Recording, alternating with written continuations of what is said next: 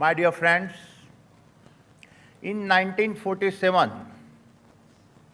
we broke the chains of our land. Yet in the 21st century, our nation can be independent and still be bound by dependence. Just 3 days ago, we marked our 79th Independence Day, and it is clear we stand at a major inflection point. The world is moving from a conventional wars to technology-driven wars of power, and our ability to prepare will decide our future.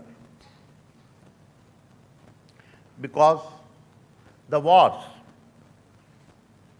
that we have to fight today are often invisible. They are fought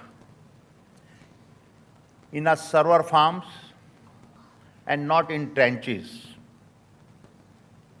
The weapons are algorithms, not guns. The empires are not built on land, they are built in data centers. The armies are botnets and not battalions. And here is the uncomfortable truth. In terms of technology dependence, 90% of our semiconductors are imported. One disruption or sanction can freeze our digital economy. In the case of energy vulnerability, we import 85% of our oil. A single geopolitical incident can restrict our growth. When our data crosses India's borders, every bit of this data becomes raw material for foreign algorithms, creates foreign wealth, and strengthens foreign dominance. And in the case of military dependence, many of our critical systems are imported,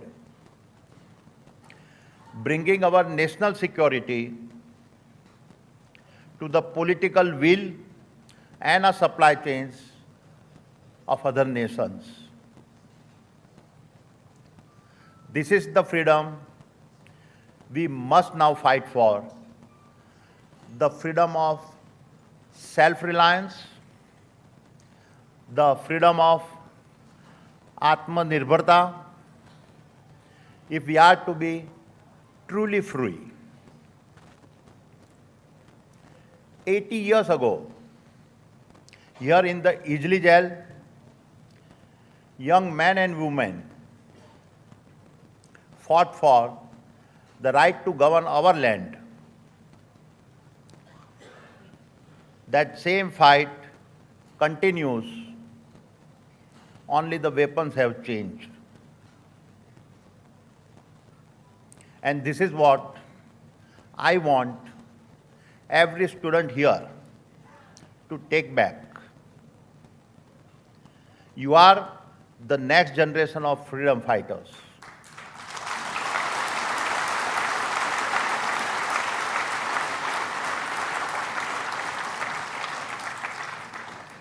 Your innovations, your software code, and your ideas are today's weapons. You will decide whether India takes command of its destiny or surrenders it to others. क्योंकि स्वतंत्रता केवल एक घटना नहीं, यह एक निरंतर लड़ाई है और इस लड़ाई की अंतिम विजय तभी होगी जब हम हर क्षेत्र में आत्मनिर्भर बनकर अपने भविष्य खुद तय करें।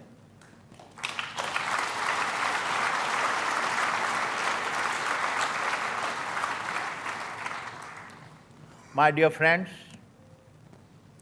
I have been an entrepreneur since the age of 16.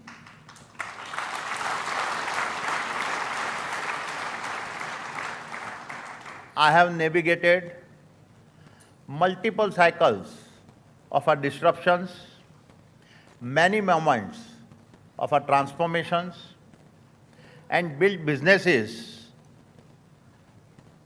through both crisis and opportunity. But I can tell you with absolute convictions that the age of transformations now unfolding before us is unlike anything I have seen. And the battlefield is not just about protecting our nation's border, it is about securing our technology leadership and ensuring we are able to stay at the forefront of our global innovations. It is about redesigning every business, reimagining every industry, and rewriting every rule of the game. So we lead and not just participate at a low-cost players in the global race. Because as we all know, in a world of robotics and AI, cost advantages will vanish overnight, and we can quickly lose our ability to compete. This is not a transformation at 1x speed. It is 10x. It is 100x. And it is accelerating toward 1000x. As AI start to build AI, LLM start to write LLM, robots start to build robots, code start to write code, machines start to teach machines, and discoveries start to fuel more discoveries.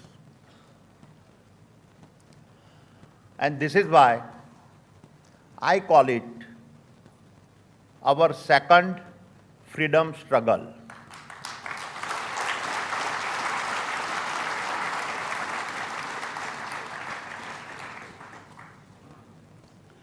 The world has never seen an industrial and intelligence revolutions of this scale. Here is what I can tell you. Tomorrow's trillion-dollar value disruptors will bend others to their will. And some of them will go on to dominate the world like no company has ever done before. Companies will become more powerful than any nations, many nations.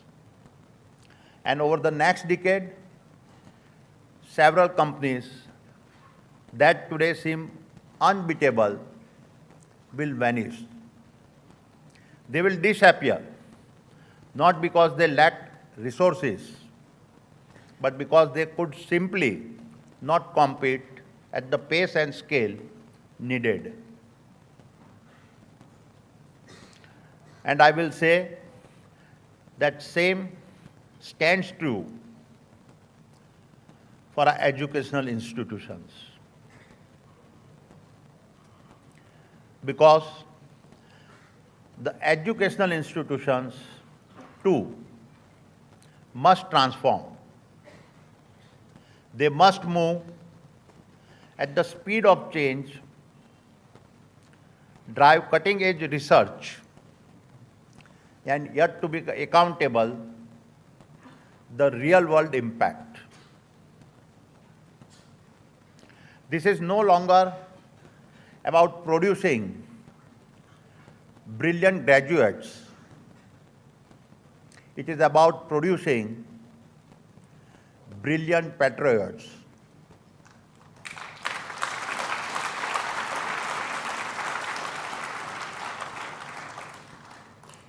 That graduate armed with ideas, discipline, and the will to make India unshakable.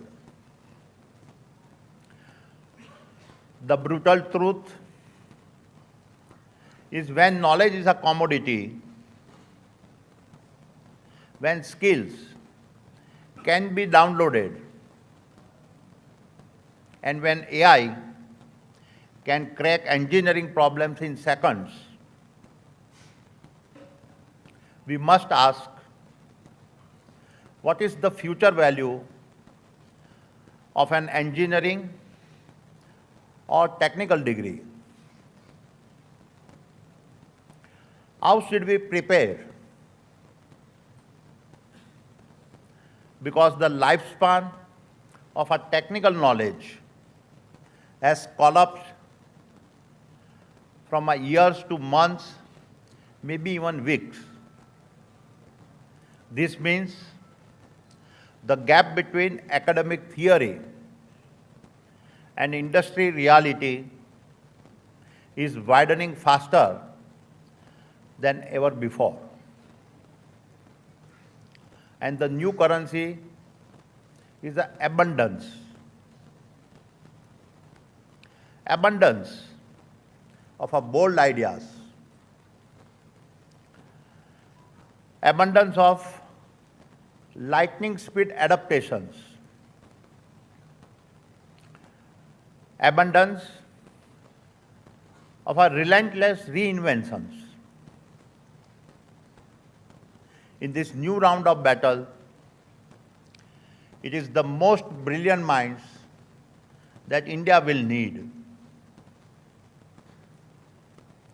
And you, my dear professors, are the custodians of these minds. Minds trained on these very grounds, trained to think beyond the textbook, trained for rapid inventions, and trained to carry the courage of discovery as a national duty.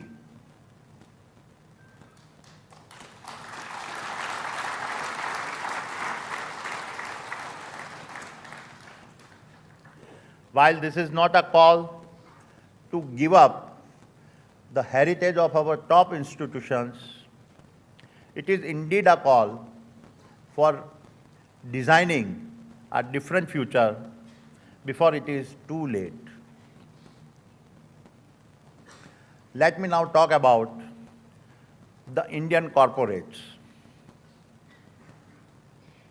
And it begins with the honest admission that we in industry must share equal responsibility for the innovation deficit India faces. After all, we hire from these colleges, and the best among them are government funded. We stand on the shoulders of public institutions like ISRO, BARC, DRDO, ICMR, NCL, and many more. These have given us the inventions, breakthrough, and discoveries that form our launch pads. From ISRO's Chandrayaan to Aadhaar, from UPI to vaccine research, from freight corridors to our renewable grids. It is worth reflecting that it is the government that has built the foundation of our modern economy.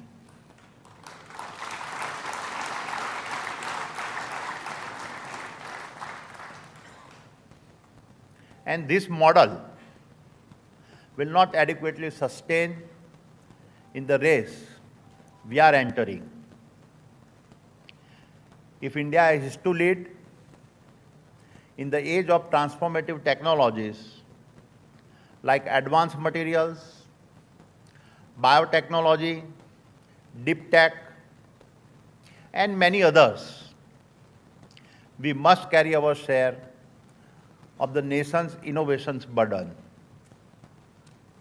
Translated not into marketing slogans, but into the budget allocations, world-class laboratories, and risk capital.